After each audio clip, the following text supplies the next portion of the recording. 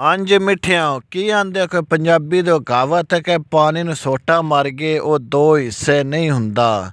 ਤੇ ਦੂਜੀ ਕਹਾਵਤ ਹੈ ਕਿ ਮੈਂ ਮਾਸ ਨਹੁੰਆਂ ਤੋਂ ਜੁਦਾ ਕਦੀ ਨਹੀਂ ਹੋਇਆ। ਇਵੇਂ ਜਲਾਲਪੁਰ ਭੱਟੀਆਂ ਦੇ ਦੋ ਸੀਨੀਅਰ ਸਾਫੀ ਮੁਹੰਮਦ ਮੁਨੀਰ ਤਮਸਮ ਔਰ ਮੁਹੰਮਦ ਜ਼ੈਦ ਮੁਨੀਰ ਦੇ ਵਿੱਚ ਗਲਤ ਫਹਿਮੀਆਂ ਪਾਈਆਂ ਗਈਆਂ ਸਨ, ਜਿਹੜੇ ਆਪਸ ਦੇ ਵਿੱਚ ਦੂਰ ਦੂਰ ਹੋ ਗਿਆ ਹੈ। ਅੱਜ ਉਹ ਉਹਨਾਂ ਦੀਆਂ ਗਲਤ ਫਹਿਮੀਆਂ ਦੂਰ ਕਰਕੇ ਤੇ ਉਹਨਾਂ ਦੋਵਾਂ ਦੀਆਂ ਆਪਸ ਦੇ ਵਿੱਚ ਜੱਫੀਆਂ ਪਵਾਈਆਂ ਗਈਆਂ ਨੇ। ਕਿਉਂ ਜੇ ਉਹਨਾਂ ਦੋਵੇਂ ਸਾਫੀਆਂ ਦੀਆਂ ਗਲਤ ਫਹਿਮੀਆਂ ਦੂਰ ਕਰਨ ਦਾ ਜਿਹੜਾ ਸਿਰ ਹੈ ਉਹ Haji Muhammad Shafiq and property dealer ਨੂੰ ਜਾਂਦਾ ਹੈ।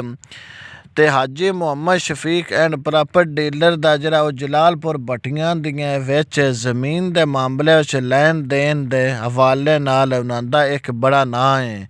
ਅਗਰ ਕਿਸੇ ਜਲਾਲਪੁਰ ਭੱਟੀਆਂ ਦੇ ਵਿੱਚ ਜ਼ਮੀਨ ਦਾ ਪਲਾਟ ਲੈਣਾ ਹੋਵੇ ਜਾਂ ਕੋਈ ਜ਼ਮੀਨੀ ਰਕਬਾ ਖਰੀਦਣਾ ਹੋਵੇ, ਉਹ Haji Muhammad Shafiq and property dealer ਨਾਲ ਤੁਸੀਂ ਰਾਬਤਾ ਕਰ ਸਕਦੇ ਹੋ। ਮੁਹੰਮਦ ਮੁਨੀਰ ਤਮਸਮ ਤੇ ਮੁਹੰਮਦ ਜ਼ੈਦ ਮੁਨੀਰ ਦੇ ਦਰਮਿਆਨ ਗਲਤ ਫਹਿਮੀਆਂ ਦੂਰ ਹੋ ਗਈਆਂ ਤੇ ਮੇਰਾ ਫੇਸਬੁੱਕ ਪੇਜ ਹਾਫਜ਼ਾਬਾਦ ਟੂਡੇ ਮੋਨੋਟਾਈਜ਼ ਹੋਣ ਦੇ ਆਜ਼ਾਦ ਦੇ ਵਿੱਚ ਅੱਜ KFC ਸਿਆਲ ਮੋੜ ਤੇ ਇੱਕ ਛੋਟੀ ਜਿਹੀ ਪਾਰਟੀ ਦਾ ਵੀ ਇਤਮਾਮ ਕੀਤਾ ਗਿਆ ਹੈ।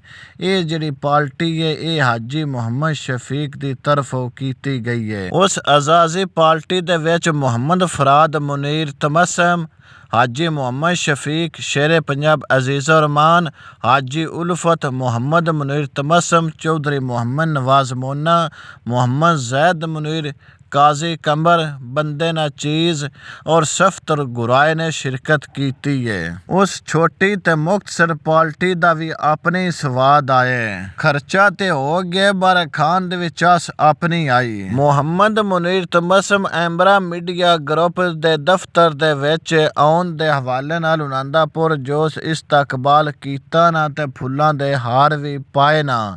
ਤੇ ਮੁਹੰਮਦ ਮੁਨੀਰ ਤਮਸਮ ਨੇ ਐਮਰਾ ਮੀਡੀਆ ਗਰੁੱਪ ਵਿੱਚ ਸ਼ਮੂਲੀਅਤ ਵੀ ਇਖਤਿਆਰ ਕਰ ਲਈ ਹੈ। ਆਇੰਦਾ ਵਾਸਤੇ ਉਹ ਗਲਤ ਫਹਿਮੀਆਂ ਦੂਰ ਕਰਕੇ ਤੇ ਮੁਹੰਮਦ ਜ਼ੈਦ ਮੁਨੀਰ ਦੇ ਨਾਲ ਚੱਲਣ ਦਾ ਅਜ਼ਮ ਵੀ ਕੀਤਾ ਨਾ। ਆਖਰ ਉੱਤੇ ਅਸੀਂ ਉਹਨਾਂ ਦੋਵਾਂ ਵਾਸਤੇ ਦੁਆ ਗੋ ਹਾਂ ਕਿ ਵੀ ਇਲਾਕਾ ਜਲਾਲਪੁਰ ਭੱਟੀਆਂ ਦੇ ਜਿਤਨੇ ਵੀ ਅਵਾਮੀ ਮਸਾਇਲ ਨੇ ਉਹਨਾਂ ਨੂੰ ਆਲਾ ਹਕਾਮ ਤੱਕ ਪਹੁੰਚਾਉਂਦੇ ਰਹਿਣ।